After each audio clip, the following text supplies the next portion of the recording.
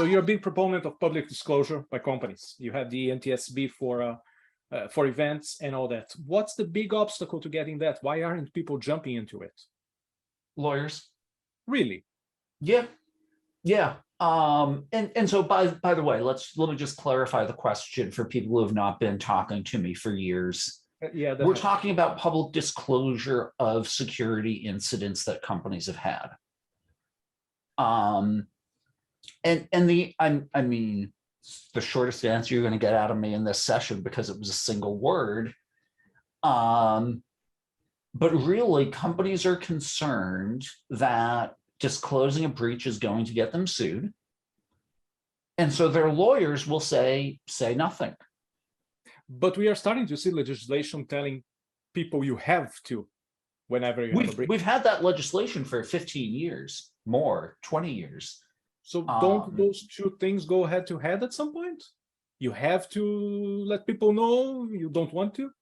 I've been in meetings where the lawyer says, who's going to find out? But if they do, the impact is huge. So can they take the risk? A lot of times companies are willing to say, we won't disclose it, And can't we get to a situation where we anonymize that data set enough that we still get some information out of it and they don't get liability out of it?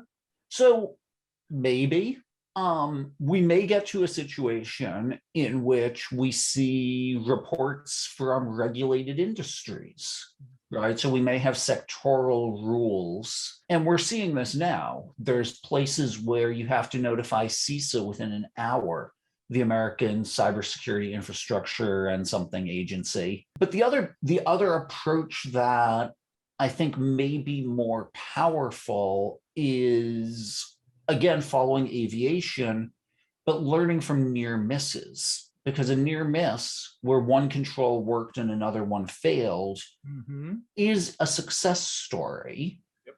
And in aviation, there's a form, you can send it to NASA if you've had a near miss, and it's treated as evidence of constructive engagement, which lawyers care a lot about, if the regulators come after you.